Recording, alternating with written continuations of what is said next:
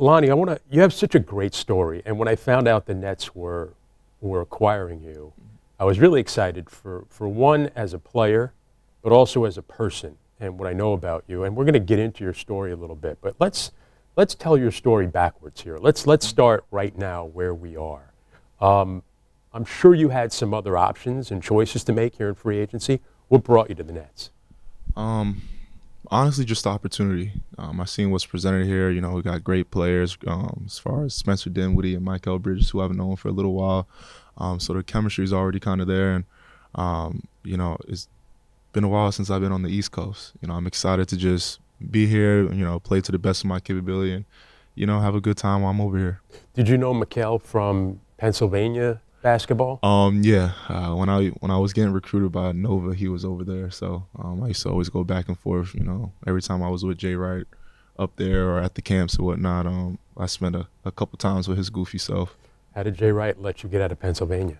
It was hard. You know, I think my whole family at one point believed that I was going to Villanova. I mean, he came, he seen my grandmom. My grandmom fell in love with him. That's all she used to talk about was Jay Wright. But I think for me as a man, I wanted to get as far as I can, you know, get off the nest and kind of learn who I am as a human being. Miami's not a bad place to do that. Oh, no, not at all. What about Jim Larrañaga? Because he ends up getting you to Miami. I find him to be a really cool guy. I mean, we see his dances in the locker room. Yeah. And what was it about Coach Larrañaga that maybe was able to get you to join him in Miami? I mean, the coaching staff, you know, him and Coach Fish, they're just genuine love, to say the least. You know, they told me what was presented. You know, already telling me, you know, you're not going to start immediately here. You have to earn it, and you gotta gain this and gain that. And I think that's something that I've always wanted. I don't want everything to be handed to me. And having someone like Coach L, who was always around, and you know, giving me genuine and authentic love and telling me, you know, my potential and what I could be.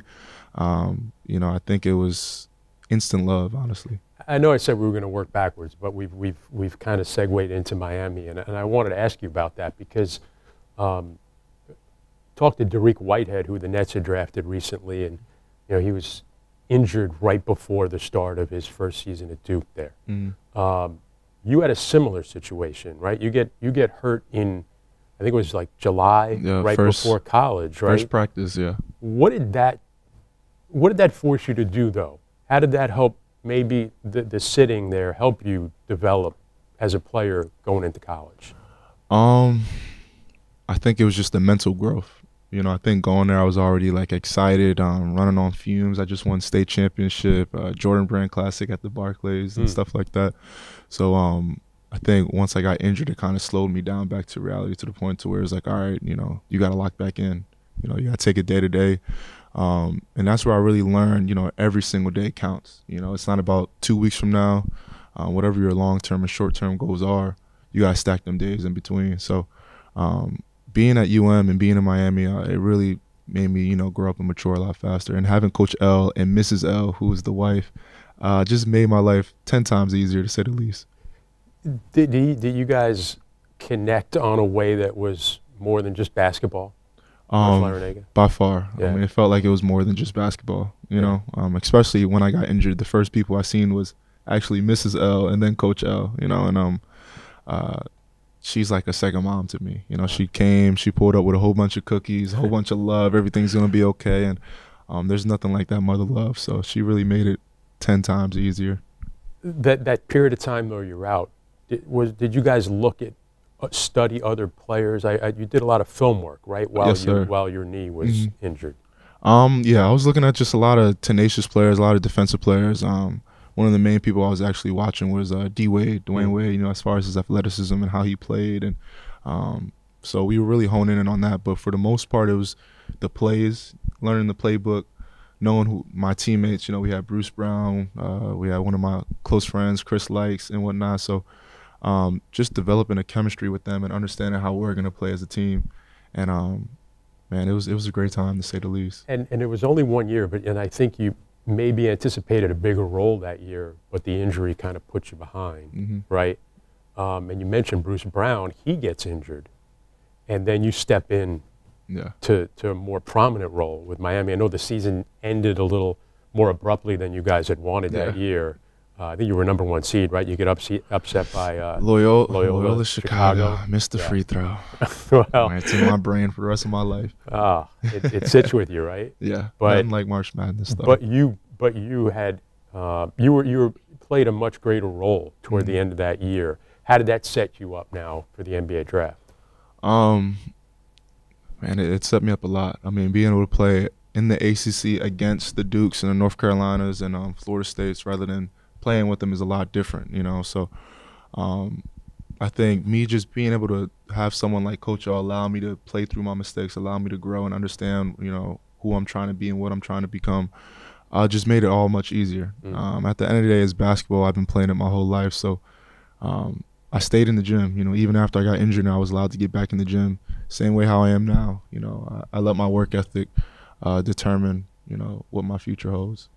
And I know a lot of that comes back from where you came from. We're going to get to that in a little bit. But you go from Jim Larrañaga in 1 year at Miami to now Greg Popovich in San Antonio. What was that experience like? I know it's kind of the Spurs were, you know, into sort of the rebuild part when they draft you. But what was that experience like in San Antonio? It was a blessing. I think as a rookie, coming into the league, trying to learn and understand what a professional is and how to, you know, carry yourself amongst the league and grow and develop, I think I went to the perfect spot. You know, Coach Popovich is, you know, y'all all know who he is as far as his accolades and who he is and, you know, what he has done. And I think being there and being around him allowed me to even grow even more as far as the mental aspect of the game and becoming a man and, you know, knowing that, listen, I got a family to feed and take care of. And going over there, it was a complete 180 from Coach L to Coach Pop, you know, no cursing to a whole bunch of cursing, to say the least. But it was perfect. You know, I think I learned a lot in the span of year 1 to even year 4.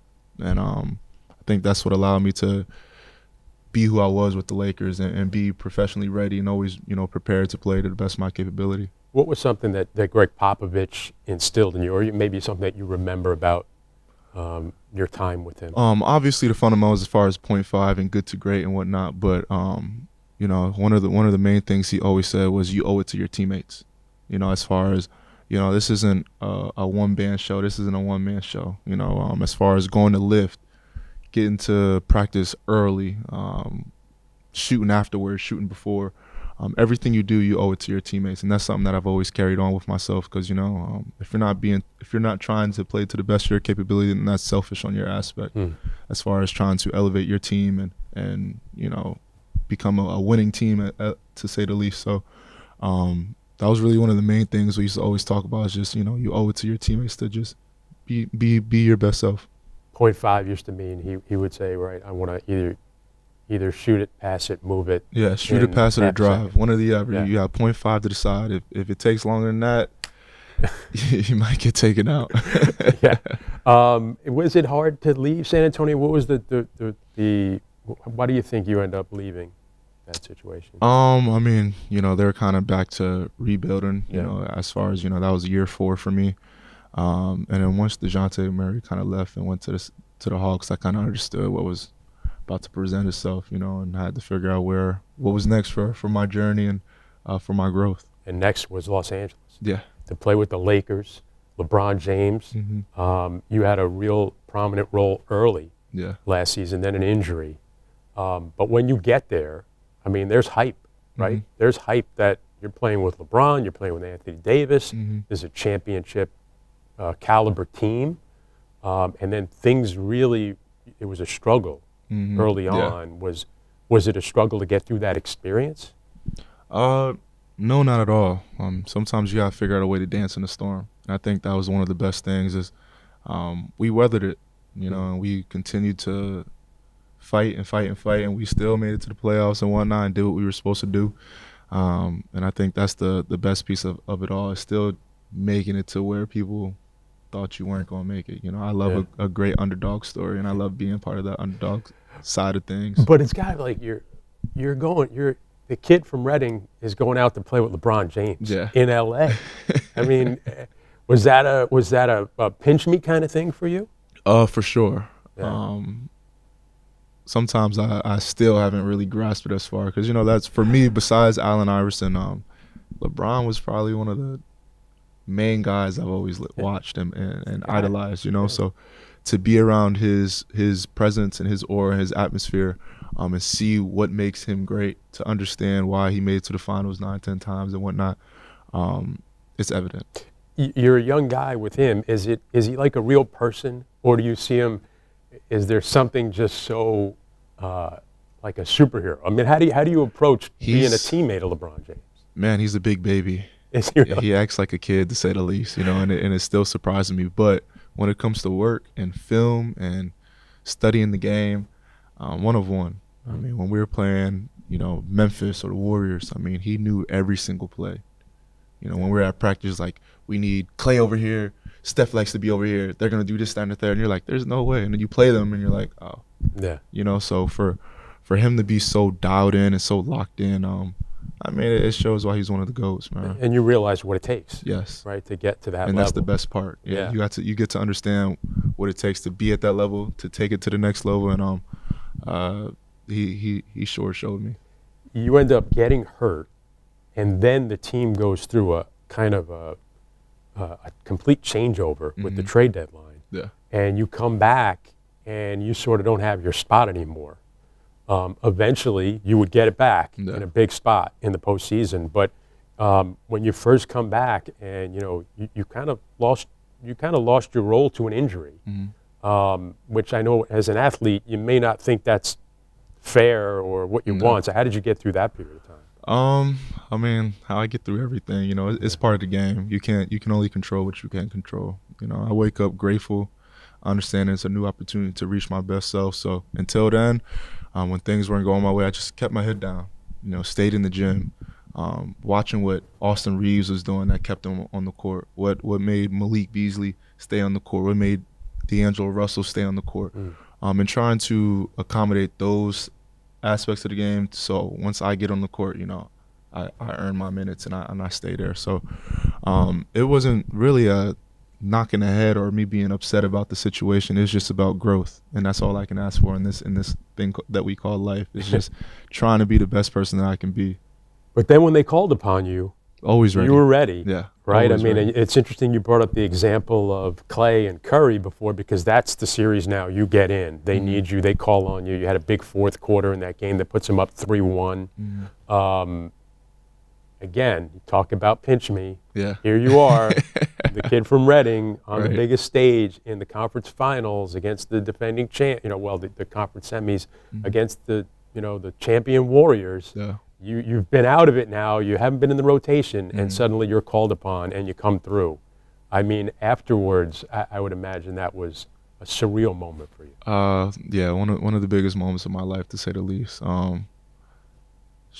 After the game, I pretty much sat down in my locker for about an hour and a half, if not 2 hours, just, embracing what just happened, just understanding, everything that happened previously as far as emotional and mentally, and to withstand it all, to weather the storm, to understand, divine timing, it's all going to come back around, saved my life, and I was very excited to just be given that opportunity, because 2 games prior to that, we were playing like garbage minutes, and I'm like, man, I'm gonna play the best of my capability. Maybe this will give someone a sign or show someone, all right, maybe we gotta give him 5-10 minutes or implement him in the rotation somehow. Yeah, that's why those minutes at the end of the game sometimes. I mean, we as broadcasters, we start talking about other stuff. We start doing, and you're out there playing hard, but you kind of value those couple of minutes to get on the floor, right? Yeah, for sure. And I mean, I was in the playoffs my rookie year, but I didn't get the opportunity to play. So to be playing against the Warriors or playing against Memphis and being in that that playoff crowd and that environment, I think that's something that I'm very addicted to. Yeah, and we're going to go now back to the beginning, and the whole story. It could almost have like you coming in there for the Lakers in the playoffs as like the ending to the movie, but you're only 24 years old. You've got a lot more of your movie to still come here, and hopefully the Nets will benefit from that. Yes, sir. But let's go back to Reading, Pennsylvania, where you're from, a kid from Reading. What does that mean to you, that city? What was it like to be from there? I mean, it's a jungle world, to say the least. You got lions, bears, tigers. It don't matter. You know, you decide which animal you are, but it's not something to play around with. You know, but being back home in Reading, I would say it's magical. You know, it's a small town. Everyone knows everyone. You probably know everyone's business. You know where your best friend lives. You probably know where your worst enemy lives. You know, but it has its own aura about it, I would say the least. You know, I take great pride in where I'm from, and that's what made me. You know, I mean, this is the reason why I'm humble. This is the reason why I'm hungry, educated, smart, you name it. It's because of Reading and being around so many people, being around the kids and whatnot. You know, I wouldn't change it for anything. Yeah, and I know you still go back. Was it a dangerous place? Was it a small town where people looked out for you? How do you? I guess it's like you said. It's like you had to make sure you ended up with the right people. Small town, but pretty dangerous. You know, you got your areas. You got your north side, east side, and the south side and whatnot. You know, you just gotta pick and choose who your friends are. You know, you gotta be very careful with your surroundings. But that's like any place. You know, you're gonna have your yin and yangs, your good and your bad, no matter where you are. So. You know, Reading was it was a tough place. It still is a tough place. I think around 7th, 8th grade, we were ranked one of the poorest cities in the country as far as growing up and what we had to live by, you know. So me, my mother, my brothers, we lived day to day. We didn't know what tomorrow presented. We didn't know where we were going to stay at the next day, if we were going to be with friends of 8 people already in the house or friends of a couple. So I think most people in Reading, we live to survive. We're day-to-day people. Your mom? I remember I saw a quote where you said she's the strongest person you know. In what way? Oh, we were practically homeless at one point, you know, to say the least. And for her to be so strong, for her to keep a smile on our face and make it seem like everything was okay, even though it wasn't, speaks a lot of volumes. You know, there's times where we had $1.25. We had this sandwich at this Getty Mart. It was called a murder burger, and it was $1.25. The bread was soggy. It was in aluminum foil. Not the greatest of burger, but it was amazing. We would split the burger in half. You get like some Dorito nachos. You might put the Doritos in the burger and whatnot. And that was our meal for the day. We'll split a burger. We'll split a bag of chips. That probably cost us $1.75, and then probably another quarter, if not 50 cents, for a little 8-treat soda. And that's what me and my mom Duke shared for the day, if not 2 days. So we were surviving, and she made everything in her power to make sure that we were good. You talk about humble beginnings in terms of becoming now a professional athlete. Your dad, what part did he play in that? Because I know you guys, you didn't live with him, with your mom. No, not at all. Okay, but he was still a part of your. Oh yes. So my father's kind of what kept me. I guess the principles, you know. I think having a father figure, especially being a man, you need someone that you need to look up to. And man, he used to work me all the time. He still does, you know. Even after games, he's talking to me for 2-3 hours of what I should have, would have, could have done, even if it was a great game. So growing up, I mean, before practice, during practice, after practice, we were working out. You know, almost every one of my friends could attest to this. You know, everyone's trying to go play manhunt or go to play 5-on-5 on the court, and my dad has me doing box jumps right next to us. And he's like, he's not playing with y'all until he's done with these next 300 box jumps or whatever it may be, you know. So he instilled the work ethic as to where I am now, as far as understanding that, you know, you can have all the talent in the world or no talent, but a work ethic is always what's going to put you to that next level. Is the box jump what got you the leaping ability that you have? I think so, because that was my end-all be-all was box jumps. All right, box jumps, calf raises. You know, we used to have a whole bunch of steps. So he used to be like, before you get to your room, you gotta do at least 10 to 25 calf raises per step. So we used to have little increments and little things that he used to always do that. When I was young, I'm like, why is he making me do this? This guy's crazy, you know. And he's always like, one of these days you're gonna thank me. I'm like, all right, but You know, I guess it paid off now. Especially when you were running. There was a big hill in Reading you used to make you run to. The Crybaby Hill. Crybaby Hill. Yes. Wow. So it was a very steep hill. I think once you hit about 10 years old is when you had the courage to ride down it on a bike. But you would go down so quick since it was so steep that your eyes would tear up. So we called it Crybaby Hill. But you were running up it. I was running up the hill, a little bit opposite. So I mean, down or up, I think it was still crying involved. But that's something that for sure pushed me. You know, there's times where you'll get like halfway to the hill and you're like, all right, I don't want to do this no more. You know, and then you hear my pops in the background, you better keep going, I'm not playing. So then you make it and you're like, okay, it's not as bad as I thought it was, but to continuously do it and doing high knees and all these type of things, you know, my pops really showed me just what it takes, how much sacrifice it takes to get here. Well, he was a basketball player too, right? Yeah. So he played at Alvernia University. It's Alvernia College, or it was Alvernia College before, now it's Alvernia University. Okay. Had 1,000 points, 1,000 rebounds. So growing up, it was always like, man, your dad, he's this and he's that, you know. And we have the same name, so it used to be, oh, that's Lonnie's son. Yeah. And one day he got mad at me because I was like, Dad, what's wrong? You're not talking to me today. You know, he gave me the silent treatment. He was like, man, I got all these kids coming. He's saying, oh, that's Lonnie's dad. You know, so the flip script and yeah, when you go from being Lonnie's dad to Lonnie's son to Lonnie's dad. Messed him up. He couldn't get used to it. I feel like whenever I see somebody include the junior in their name, or in your case, Lonnie Walker IV, there's a reverence for the other Lonnie Walkers that came before. Yeah. I think that's one of the best aspects is understanding my history, you know, who came previously, what the old Lonnie Walkers were, what they represented. You know, my grandfather, Lonnie Walker Jr., tried out for the Bills, so he was an athlete, you know. So I think it's always been instilled in us to kind of always be, as far as on the athletic side, you know, play football or play basketball. And being able to talk to my father about the past and be able to talk to my grandfather who passed away about the first Lonnie Walker, and hearing certain things and be like, I can relate to that, or I kind of see that personality or that trait in me. It's always a blessing, you know. And I'm big on history, so it's always dope to, you know, learn about my past and who I represent and, you know, who made me me. Your dad also stressed education.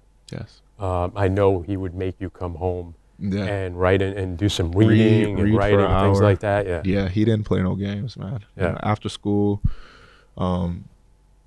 my routine used to be after school, I would have to come home, I would write for an hour, I would do ABCs, 1, 2, 3, for an hour straight, nonstop, writing in cursive, lowercase, uppercases, and then I would read for an hour, then I would have to tell him what I just read about, then afterwards we would go to the park, that's when I do my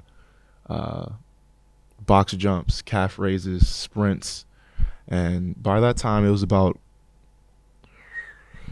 5:30, 6 o'clock, and he was like, all right, you have a little bit of friendship time. You got to be home by the time the street lights come on. So I would really only have 10 minutes of you know, playing time with my friends, but I mean, it was worth it. But it seems like this structure is what you needed to get out to a place. Absolutely. Like Reading. Because Reading, you know, there's not much there, to say the least, you know, and a lot of people, especially kids growing up, you know, we are attracted to what our surroundings are. So if our friends are doing things of X, Y, and Z, we might want to be involved with that. Or not even that, you know, just the way of living. You know, not most kids have money as far as, you know, living, you know, availability and eating and whatnot. So a lot of kids, 13, 14, got to find a way to get it how they get it, I guess you can say. And that might involve, you know, going into the streets or doing things of that nature and growing up at a younger age because, you know, we don't have nothing else and we're just fighting to survive. So it's for sure a lot of adversity in Reading. But I mean, once you get past that hump, I don't think anyone could stop us.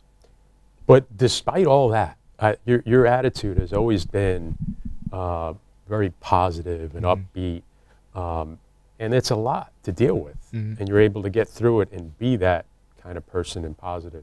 I would imagine, I know you have a foundation, the Lonnie Walker Foundation, and you just built a court, right? Yeah. Was it Bear Park? Yes, How sir. you say it? In Reading? I mean, that's the place, right, where you would go to play, Yep. and now you just paid for a renovation. I mean, that's a full circle moment. That's got to be very, very, very, very feel good emotional. for you. Yeah, that for sure touches my heart. Even the few days going into opening up the court, I mean, I couldn't sleep because I just couldn't believe that I was in that predicament. A nice court too. I saw pictures on Instagram. Yeah, really so nice. Growing up, that was Danielle Marshall's Danielle Marshall's court. Okay. The So he used UConn star. Yeah, so he was. I'm from the north side. He's from like the north Glenside area. So he kind of like rented out that same area back in the day. So growing up, I was always motivated and inspired to do that. Understanding how big of a deal it was. I remember growing up, we had Chad Henne, who was a football player from Wilson, and he did one of our parks in Reading. And it was an amazing time. I mean, I was about 9, 10 years old, and for me to still remember this, shows how important it was to me. And to see all the kids and see everyone at this new park and see, the feeling, I remember how it felt, and to feel inspired, I mean, that was something that I've always dreamed of doing. I just think about those kids that are now going to go to that park. Oh, yeah. It was, I came back the next day and it was completely packed. We had about 30, 40 kids, a whole bunch of kids waiting to play the next games and whatnot. And it was a very nostalgic moment because it brought back memories when I was younger, and the courts was jam-packed and there's kids waiting on who got next, and you're figuring out who's part of your team and who you don't want on your team and whatnot. So, but maybe it wasn't as nice. I mean, the court is beautiful. It's what beautiful you put down. now. Yes, sir. Thank you so much. What other things do you start to do? Like, so not everybody's going to be 6'4" with the jumping ability you have and the basketball ability you have. So when you go back to talk to kids that are in Reading right now that maybe will never have that opportunity to be a star basketball player, what do you try to impart on them to make something of themselves coming from the background that they're dealing with? Just trying to reach your higher self, reach your best self. Whether it doesn't involve sports, it could be being a teacher, being a doctor, being a lawyer, being a janitor. It doesn't matter. But I always try to instill that academics is priority one, but every single day just trying to be a better person than what you were yesterday. Whether if it's reading, learning something new, and just overall growth. So when I go back home and I see the kids and I try to inspire and talk to them, we always talk about school being a priority because that's what takes you to the next level. But continuously just growing, reading books. What can I do today that will make me a better person yesterday? Is there something that I can help out? I seen a homeless person today. Is there ways for me to help him out and give back? Just bigger picture things, and understanding that the world doesn't just evolve around us. It's for everybody. So the thing, let's move forward a little bit now, and maybe a little bit of the past. We always used to see you with the trademark hair. It was all the way growing up. We used to, we would comment and say, 6'4", 6'10" with the hairdo, kind of thing. A couple of years ago, you cut it all off, and you revealed why you did it, why you grew your hair the way you did, and then why you cut it off. Could you share that story with us? So growing up, I have a lot of probably things that kind of made me who I was and whatnot. But growing up, I was sexually assaulted, and there was a point in time where I didn't really know much about anything else besides just that. So I grew my hair up. I wanted to feel like I had some type of ownership in my life, or some type of something that I can call mine. How old were you? Between 7 to 10, so about 3 years. Okay. And just had my hair. That's what I used to always touch it. I used to always play with it. Kept me sane, to say the least. And I think that's what really helped me out. Helped me disguise a lot of things, helped me, get by, even sometimes, even if I wasn't the happiest person in the world. But, it really groomed me to be as humble as I am, to say the least. Everything kind of has slowed down. And, once I kind of hit a point where I was reaching a new chapter in my life, I decided to cut it, understanding, the past is the past, and me knowing the bigger picture, which is knowing that I'm not the only one. And I think me voicing my story, me telling others what happened would help, whether it was one person or 1,000 people. And I think that's, what catapulted me into cutting my hair. It's understanding that, I'm entering a new chapter, a new moment in my life. But there's so many other people that need to hear this, that can relate to this, that can understand that, there's light at the end of the tunnel. And honestly, as much as I thought I was helping others, it helped me out tenfold. Hearing the amount of people that showed love and, hey, I've been through this before and I understand, and thank you for this, that, and the third. It was something that I was terrified to speak on, but once I got to speak on it and understand that I'm not the only one, it made my life so much easier. But to see other people's life at ease just made it 10 times better. The hair was symbolic because did you feel like it was almost like a costume you wore to hide Absolutely. what was going on for sure? Yeah. I think it was a lot of everything, honestly. A costume, a disguise, you name it. Yeah, disguise, but over time, it became its own entity. Once I went to Miami, it got locked up and turned into whatever it turned into. And I think that gave me a little bit of mojo, though. At first it was to disguise myself, but as I got older, it gave me confidence. It gave me, my swagger. It gave me who I was. When people thought of Lonnie, they thought of me with the hair. And then, you go on to draft day where I had the floating hat and whatnot and things of that nature. So it didn't really become a disguise once I came into the league. It became just who I was, what I represented, as far as, having your own swag and your own confidence and your own aura. So it transitioned in a plentiful of different ways. Was it symbolic in a way that when you cut it off, it was like, I don't need that anymore? Yes. So I think that was one of the most important moments. Was people always ask, are you gonna ever cut your hair? And I used to be like, not really, because I had such a deep bond with it as far as my past and understanding what it really was, more than people really understood. So once I got it cut, it felt like weight off my back more than I thought. All the pressure and all the random animosity or anger that I would have, or fumes, it kind of just felt like I cut it off, and it's like, all right, the past is the past. You're entering a new realm. You're entering a new part of your life. And me cutting my hair really elevated me to even another level that I wasn't even ready for, as far as the mental aspect and just being ready for anything. Was there anything specific that happened that made you finally make the decision to come forward, use this courage and come forward and talk about it, and then cut the hair? And was there anything specific or any one person? I would say my grandmom. Yeah. There's usually like a point of time where I kind of have flashbacks, or whatever you can say, where I'm not in the greatest of moods. And my grandmom was one of the few people that, talked to me and calmed me down and let me see a completely different perspective that I never got to see.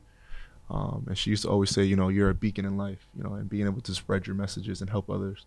And I was really ready to cut my hair, to say the least, besides, the past traumas. And, I was sleeping dang near in the middle of my bed with my feet dangling just because my hair was so long. So it was hitting a point where I was ready to cut it, but it was hard for me to cut it. And my grandmom kind of helped me out as far as understanding, like, when you cut this, the message that you're going to spread and the people that are going to receive this is going to be more than you can understand. And I'm huge on bigger picture and, helping out others. So I understood what was at hand. My grandma really helped me like lock in, understand, like, I'm ready to cut this. I'm ready to get past that. I'm ready to not think about it, move on, and talk about what's going on. Yeah, and through it all, I found internal peace and internal happiness within myself. The example that you set for people,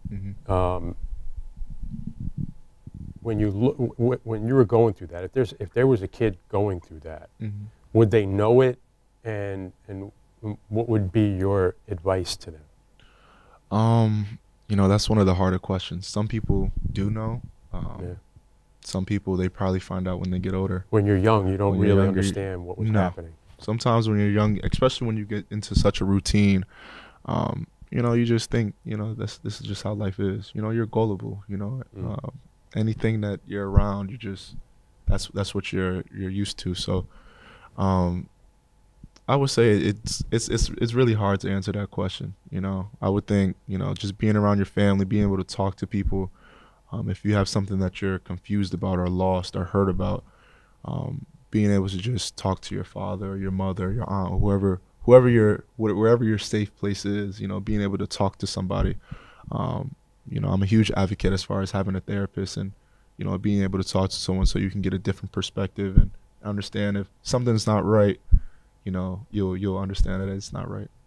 I just relate to it in a sense. Not it's kind of apples to oranges, but I went through a similar situation in terms of I had a disease. I have a muscular dystrophy, and for so long there was a time where I still was trying to outrun the wheelchair. Yeah. And about 4 years ago, I started using one, and it was this thing when even before that, when I started a foundation, it was this idea of telling people, knowing that maybe it can help somebody, but also how much it does help yourself. It's a weight off. Yeah.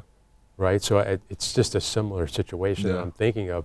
But also there was the fear of, well, when I do, you know, get into a wheelchair and now approach the world from that perspective, how am I going to be viewed? Yeah. How am I going to be judged?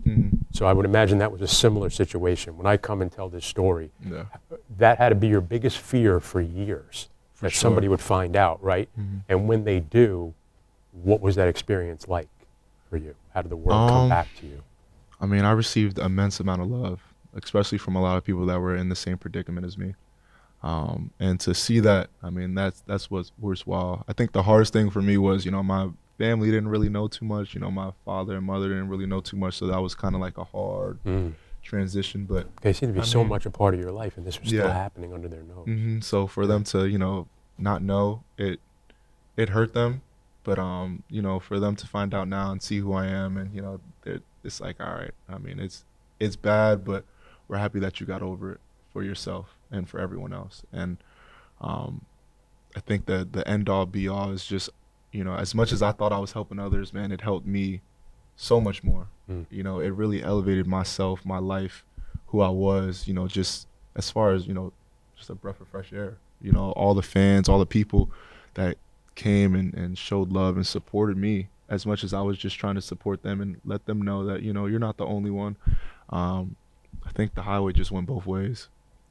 I loved our conversation. I know you got to go, and hopefully we'll do this another time. Some of the other things I wanted to talk to you about, like sitting in, like the stuff you did for animals, sitting in the car with dogs, and then getting hot in the car, and there's all kinds of stuff like that. Before I let you go, it seems like your motto would be very similar to, remember Jim Valvano's speech at the ESPYs, the never give up. Yeah. Right? When he was going through cancer and everything, you know, he talked about what it takes to get through that kind of situation, never give up. Yeah. And, you know, everybody should laugh, cry, think. So just, you seem like a jovial, upbeat guy. I'm a movie guy. What's the movie that made you laugh the most? What could you go to make you laugh? To make me laugh the most? Man, that's a hard one. You know what's funny? I was just watching Death at a Funeral with Martin Lawrence. Yeah. Classic. Yes. That's one of the most, that is a hilarious I have a buddy of mine movie. That's like his favorite comedy of all time. Oh my God, it is hilarious. Yeah. I was watching it yesterday, and I'm trying to go to sleep, but I kept like opening like one eye, just chuckling a little bit. A favorite artist? What about artists for you? I'm an old soul, so I listen to a lot of old school music. Yeah. So I listen to like Teddy Pendergrass, Luther Vandross, Anita Baker. Right. I mean, the list goes on and on. So those are my favorite artists. But favorite artist overall, probably J. Cole. Okay. That's like my end all be all. Player too. Yeah. I love that though. Nice, nice spectrum there. Yeah. Finally, there was this Oculus outside Barclays Center, big message board that anyone walking up from the subway, walking around the city can see coming into the arena. If there's a message you can put up there for everyone to read and see that you want them to know, what would it be? As far as let's say your message to net fans, you're coming to Brooklyn right now. They want to know about Lonnie Walker, what you want them to think about. Candle stay lit. You know, I can not play for 2 months, 2 years, but just know you're going to get a great player, all in all, through and through. Candle stays lit. Yes, I love sir. that. Lonnie Walker, great getting to know you. Thank you very much for doing this, man.